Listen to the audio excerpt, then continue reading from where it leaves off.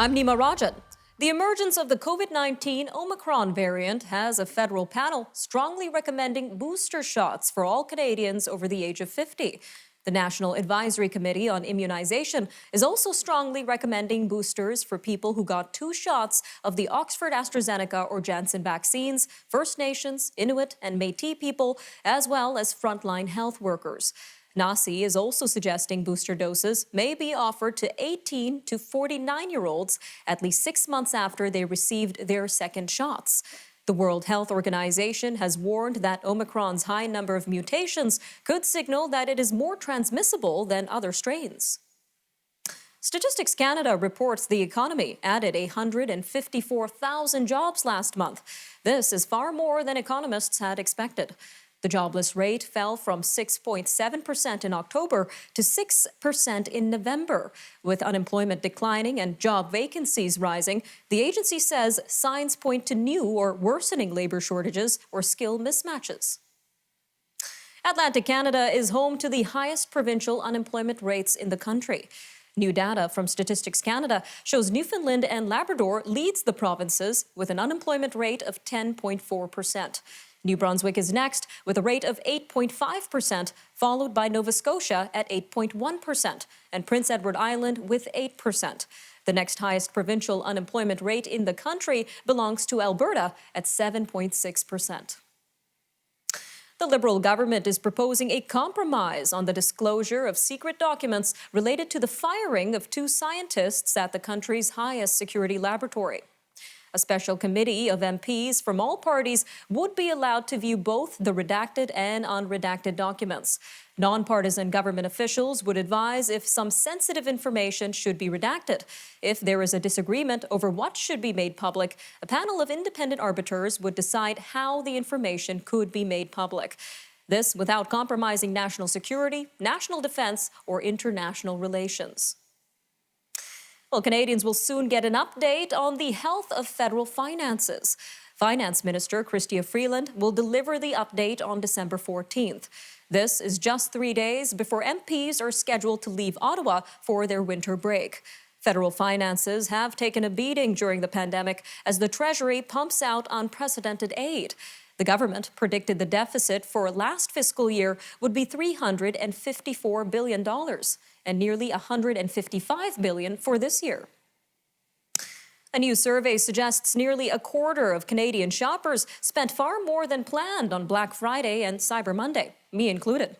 The online survey indicates the average Canadian spent about $385 in total between the 2 retail events. 60% of shoppers surveyed said they stayed on budget, but 23% said that they overspent significantly by more than $250 on average. The survey was conducted by the Angus Reid Forum for FP Canada, which is the national professional body that certifies Canadian financial planners. Well, it looks like the Tesla Model 3 will no longer top the list of the most rebated electrical car in Canada. Transport Canada says the popular battery-operated vehicle has been removed from the eligibility list for the federal zero-emission vehicle rebate. The car maker just raised the base price for the Model 3 to almost $60,000. This is well above the $45,000 qualifying price to get the $5,000 rebate. A new federal climate plan was supposed to be ready by this month. But Environment Minister Steven Guilbeault says the greenhouse gas emissions reduction plan will come sometime before the end of March. This so that Indigenous peoples, provinces, and other interested parties can offer ideas.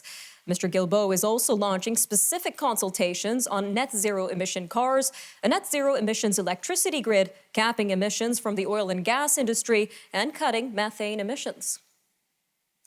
A number of Canadian airports are asking for more direction from the federal government on the new COVID-19 testing rules for travelers.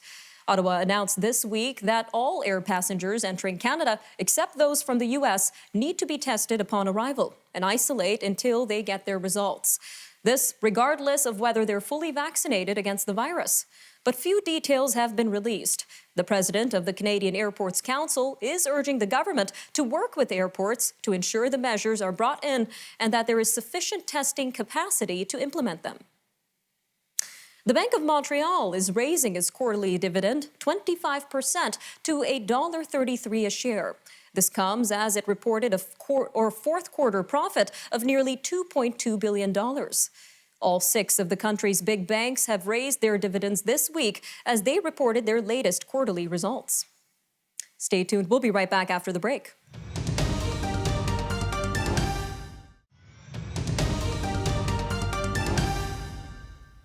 House of Commons Speaker Anthony Rota has sided with the Conservatives on a mandatory vaccination requirement for entering the precinct. He said it was an overstep by the chamber's governing body. Mr. Rota says only the House itself can make a decision to restrict access to the chamber and other parliamentary buildings.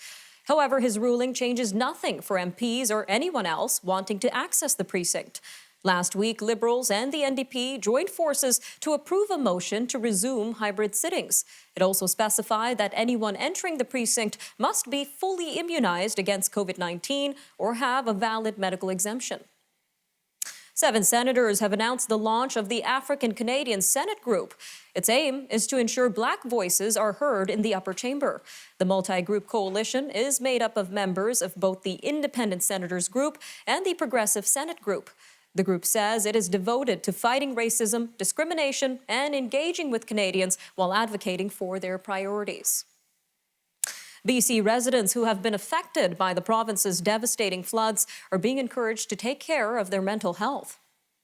Carolyn MacDonald-Harker, an expert in the psychological and social impacts of disasters on families, says her studies of extensive flooding in southern Alberta and the wildfire that devastated Fort McMurray found lasting effects.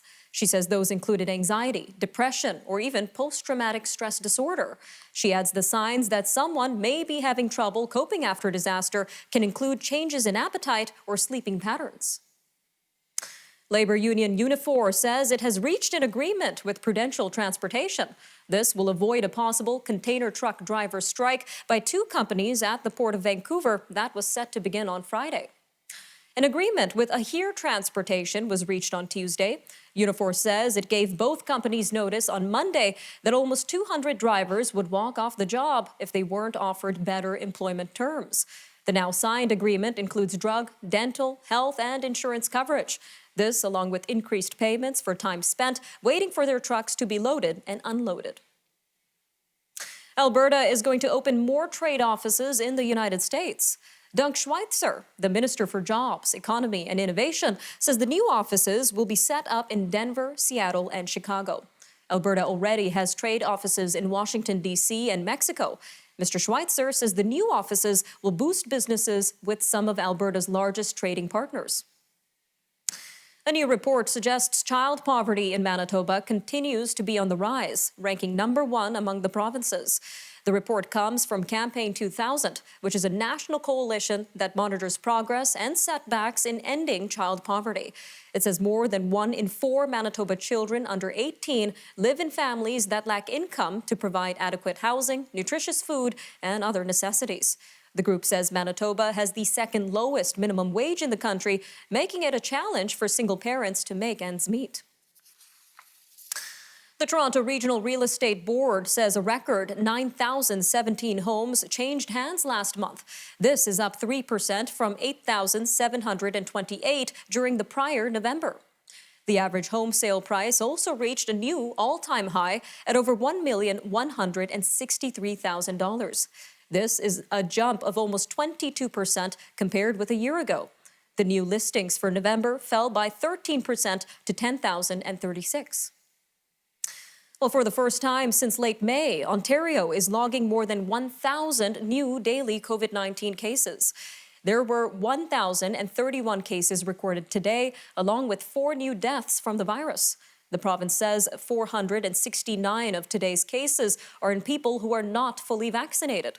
Another 61 are in people whose vaccination status isn't known. The government of PEI is imposing new border measures in an effort to block the spread of the new Omicron variant of COVID-19. Starting today, anyone arriving from an international destination, including the United States, must be tested at the point of entry and again on day 4.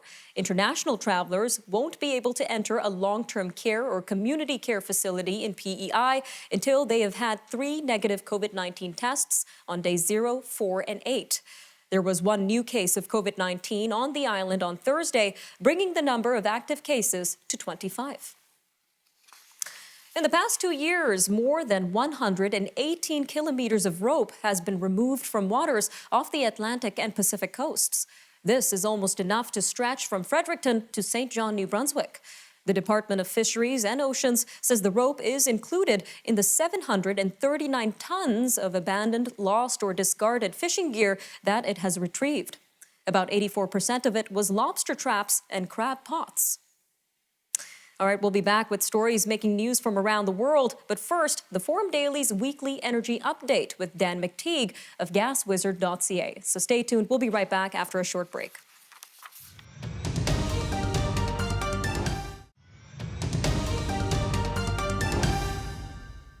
Welcome back. Up next, we take a look at fuel prices around Canada with Forum Daily's regular energy update. The energy update features Dan McTeague, senior petroleum analyst at GasWizard.ca. Take it away, Dan. Well, thank you very much for that, Nima. What a week it has been on the global energy markets. And of course, that's had a real impact on gas prices, diesel prices, just in the past week alone. I mean, who would have known that wholesale prices for gasoline would have dropped 13 cents a liter just on the hint of another variant of the COVID virus, the so-called Omicron variant.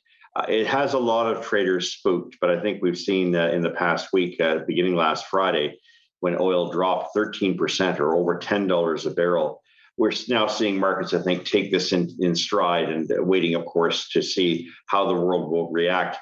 Look, the real reason why these prices dropped was that there was a sense that we might go back to where we were in February, March of 2020, where the first wave hit, and of course, many nations went into lockdown.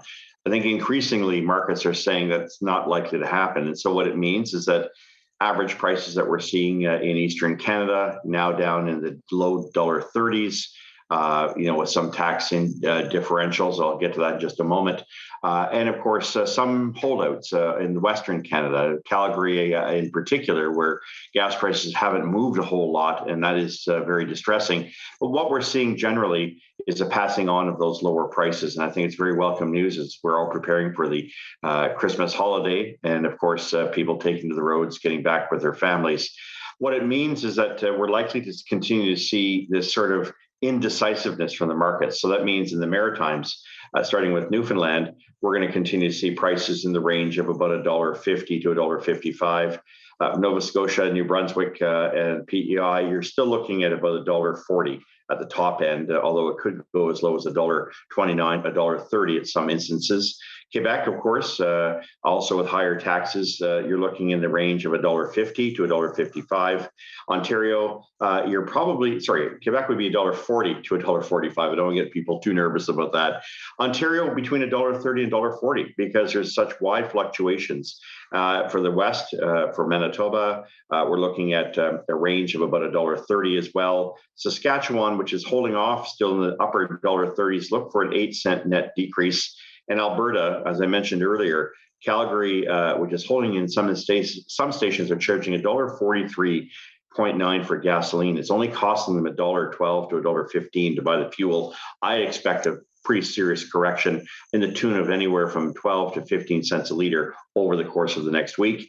BC Interior in the $1.45 range, so Kamloops, Kelowna, while of course we're looking here in Vancouver, where prices have come down a little bit, but now that the Trans Mountain Pipeline continues to remain closed, it's starting to have an effect on the entire Pacific Northwest market. And that's critical because it means that $1.55 seems to be the new normal there. We're also on that subject, watching very intently. We've had now twice where Trans Mountain has said that it will reopen that pipeline. The deadline for the second extension occurs this Sunday. My guess is it's still going to take another week or so because there's a lot of work involved in getting that pipeline measured up and to ensure that it delivers. And it's one of the unique pipelines that most Canadians are not aware of. It delivers oil, gasoline, diesel on a batched basis over several runs. And so not only is it important for Vancouver's market that takes, 2/3 of its oil and gasoline comes from that pipeline, almost a third of all U.S. refineries in Washington state, and there are 5 of them there, 3 of the 5 get their oil from the Trans Mountain Pipeline. So it's pretty important as well. And I think for all politicians, especially in British Columbia and many other parts of the country who thought little of pipelines, I think the narrative has changed, and that's probably a good thing. One of the outcomes of this disaster that we've seen there has been now, I think, less people taking for granted both hydrocarbons, fossil fuels, natural gas, which thankfully weren't affected by this.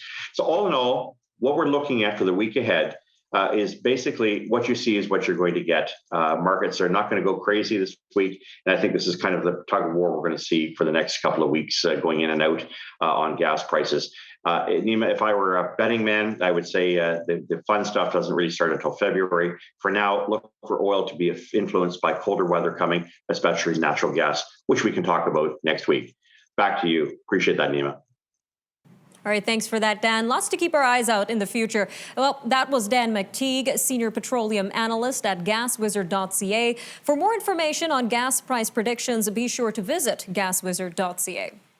All right, well, stay tuned. We'll be right back after the break with a look at stories from around the world. The U.S. government avoids a shutdown. The Kremlin looks for White House guarantees over Ukraine. And, of course, more international stories coming up. So stay with us.